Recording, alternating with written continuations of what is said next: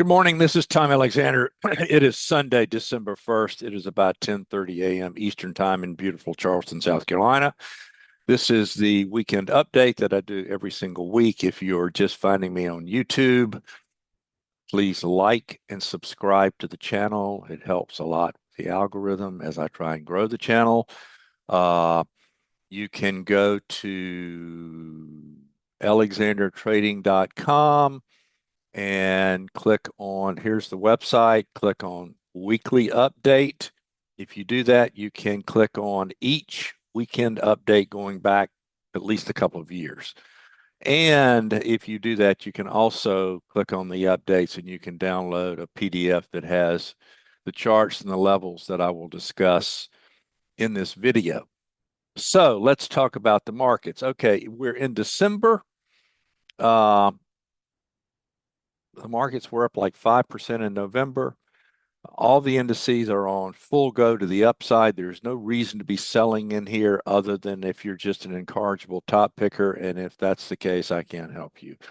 There is no objective evidence of a top.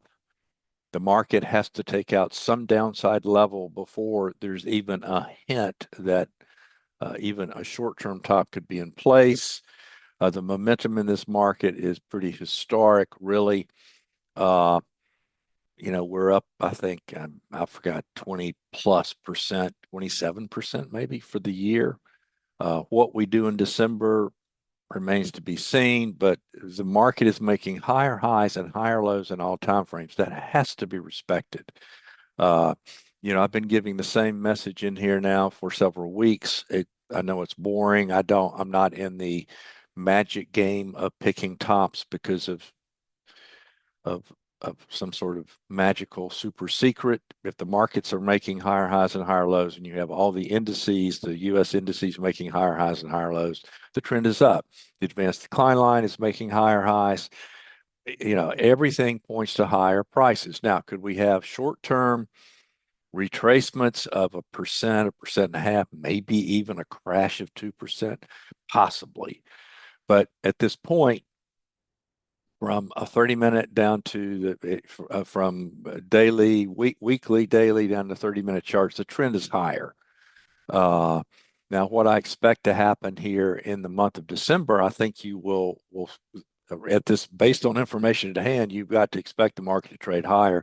However, volume is likely to be spotty, come in spurts, and this air pocket trading that is so predominant now intraday is very likely to continue. Let's take a look at levels now. We'll start with the SPX. There is not, I don't have a level above where we are because you're in new all-time highs.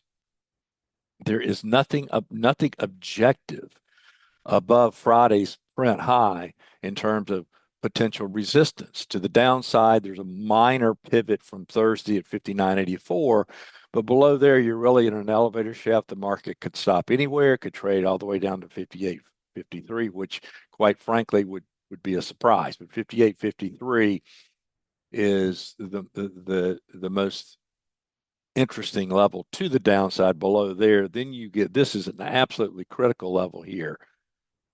This level down here around 56.75 up into 56.25 or so.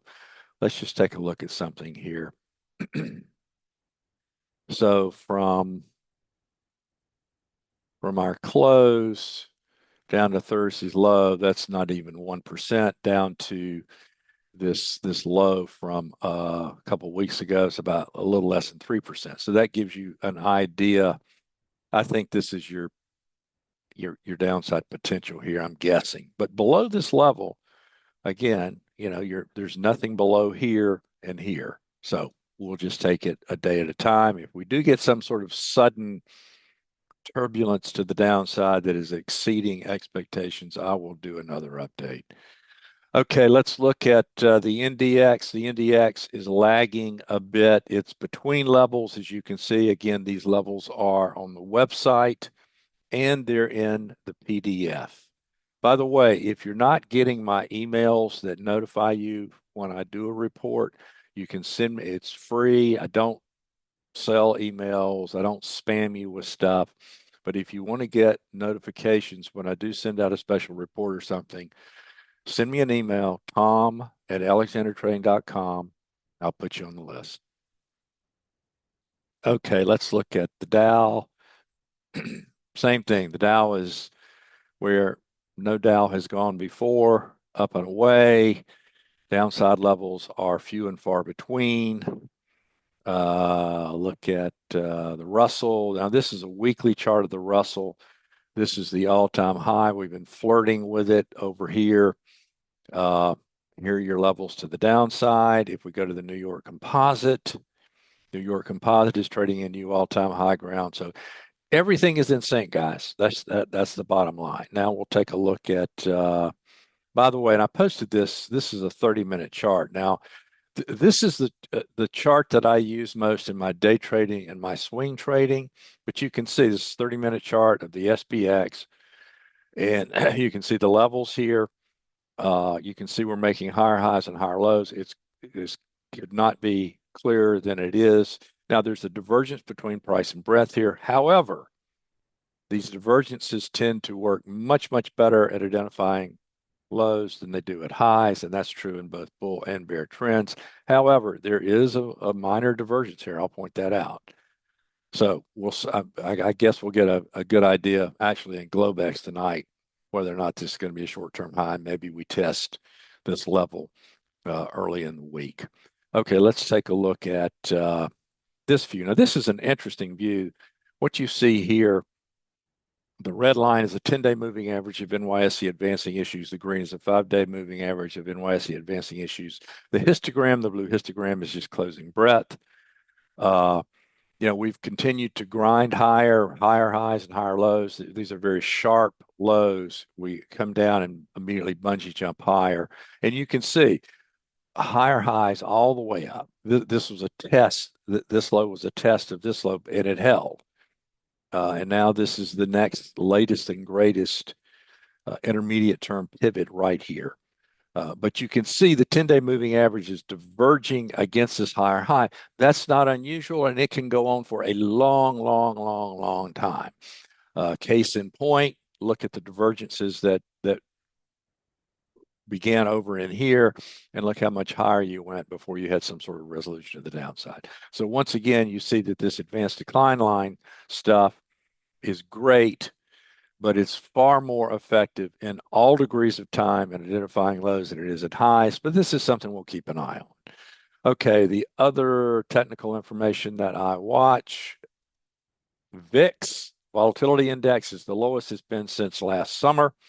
It has been dropping for over a week, actually almost 2 weeks now. And that is potentially bullish because it is showing the market, any concerns in the market. There's not much concern in the market. Now, there are people that will say, well, gee, that's bearish. Well, okay, then, you have to let price determine that. But when VIX is dropping, generally the market is rising. Now, could we get a sudden spurt up? Yeah, we could. But to me, it means something that VIX is the lowest it's been since last summer. And it's not like suddenly you spike when you hit this level. So again, everything looks to be on go to the upside. Are we going to have short-term air pockets to the downside of 1 or 2%? Yes. The levels to the downside on an intermediate term basis are quite clear. So as long as those levels hold, unless you're just a very, very short-term trader, the path of least resistance is higher, and that's probably the side you should be trading. You guys have a wonderful week. I'll speak with you again soon.